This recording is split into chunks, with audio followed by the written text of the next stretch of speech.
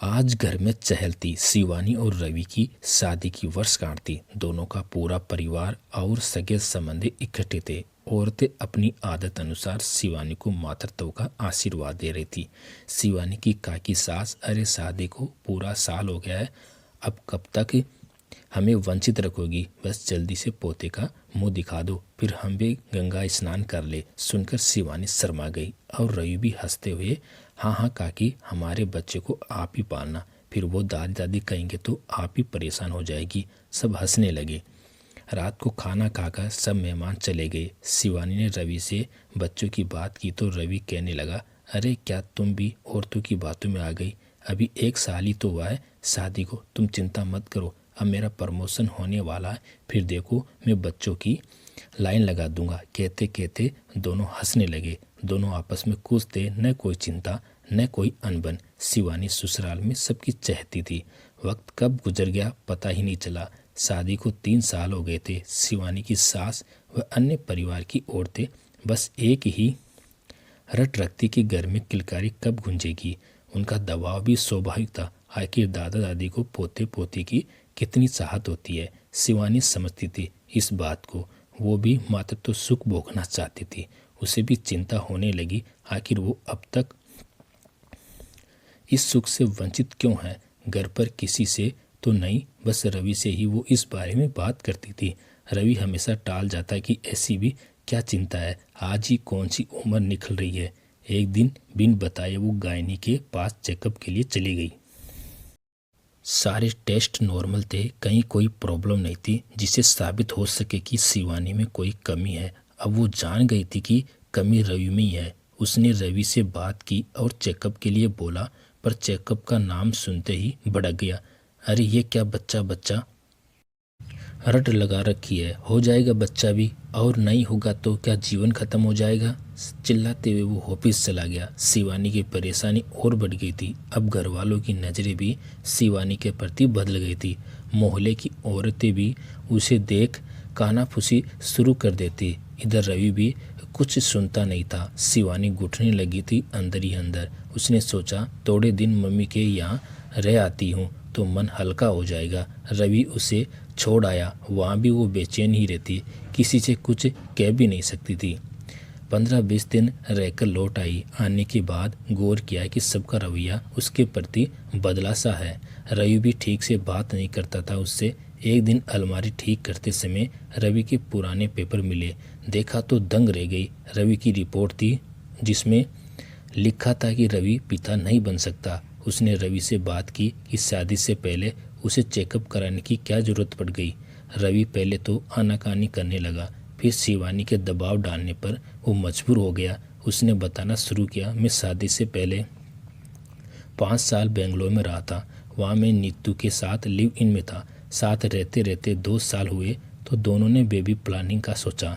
बात नहीं बनी तो हम दोनों ने चेकअप करवाया, जिसमें नीतू की रिपोर्ट नॉर्मल थी और मुझ में कमी थी। थोड़े समय बाद नीतू मुझे छोड़कर चली गई। अब मुझे डर था कि तुम सच जान गई तो मुझे छोड़ जाओगी। शिवानी रोने लगी, कहने लगी, तुमने सोचा भी कैसे मैं तुम्हें छोड़ दूंगी?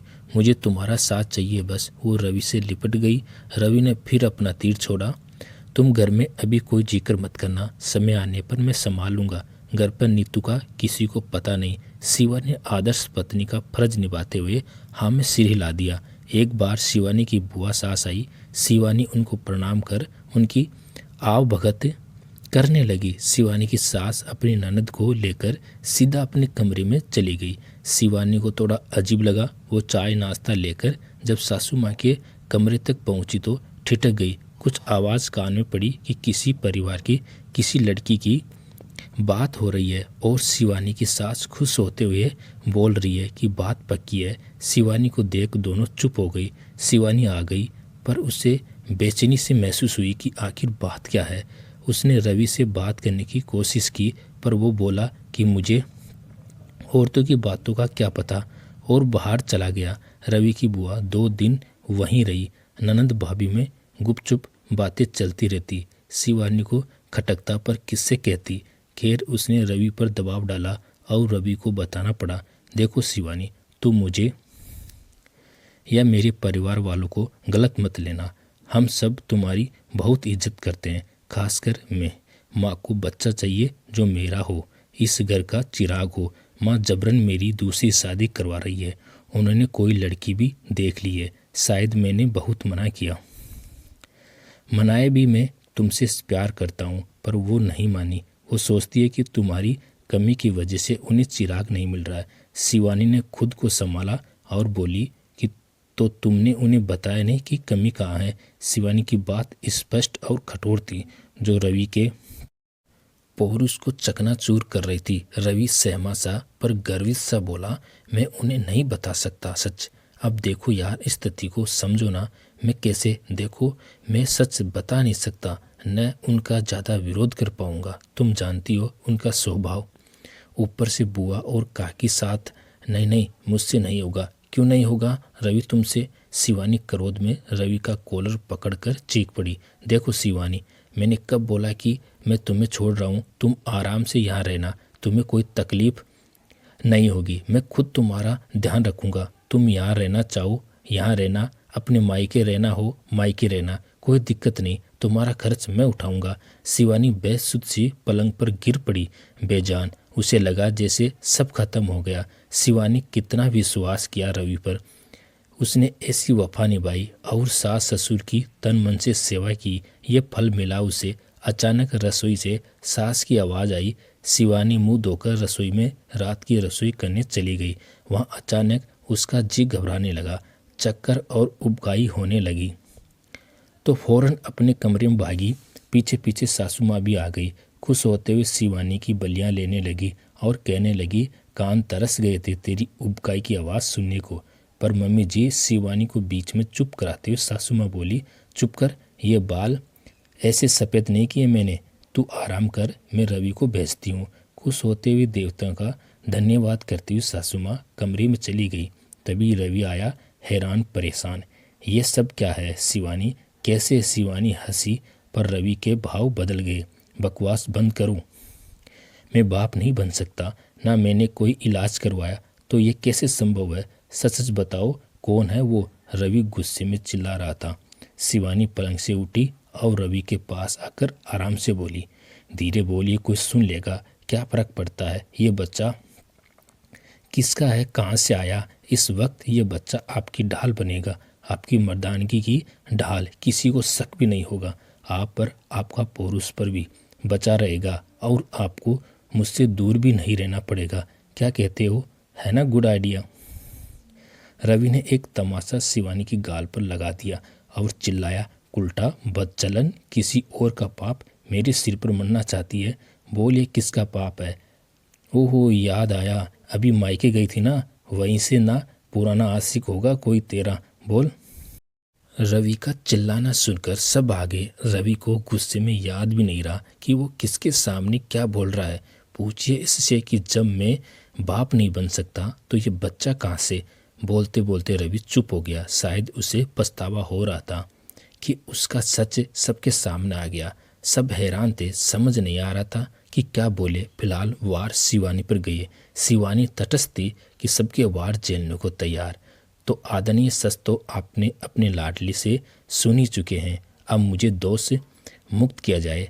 मेरे पूजनीय पतिदेव, इतना ही समझा आपने मुझे, इतना ही विश्वास था मुझ पर। खैर, विश्वास तो मुझे भी था, आप पर कहाँ टिका? आपके पौरुष के आगे चूर चूर हो गया। बुआ जी, मम्मी जी, आप अगर रवि की 10 शादियाँ भी करा देगी तो भी आप दादी नहीं बन पाएगी। ये बात आपके बेटे ने खुद आपके सामने स्वीकार की है, और मैं माँ बन सकती हूँ। ये भी शिवानी बोलती जा रही थी और सब सुनते जा रहे थे अवाक। मुझे एकादशी व्रत की वजह से जरा सा बीपी क्या हुआ? रवि, तुमने तो मुझे उल्टा बदचलन की डिग्री थमा दी। अरे, खुद तो शादी करने चले थे झूठी शान के लिए। करो शादी, क्या होगा? कब तक भागोगे सच्चाई से?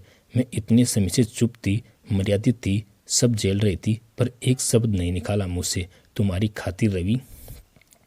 पर तुमने तो हद कर दी यार। वाह, क्या सोच है। मुझे माफ़ करना, मैं और नहीं रुक सकती। शिवानी ने खुद को मजबूत रखा, न आंसू बहाए न कमज़ोर पड़ी। अपना सामान पैक करने लगी। सबने माफ़ी मांगी, पर शिवानी फैसला ले चुकी थी। रवि तो उसके पैर पकड़कर गिड़गिड़ाने लगा। शिवानी ने कंधा पकड़कर उसे खड़ा किया और बोली, घबराओ मत रवि, मेरा खर्च तुम्हें नहीं उठाना पड़ेगा। जाते जाते स्पष्ट व आत्मसम्मान के लहजे में बोली, मैं बांझ नहीं हूँ। और देरी लांग गई। दोस्तों, कहानी कैसे लगी कमेंट करके ज़रूर बताना। आपका धन्यवाद।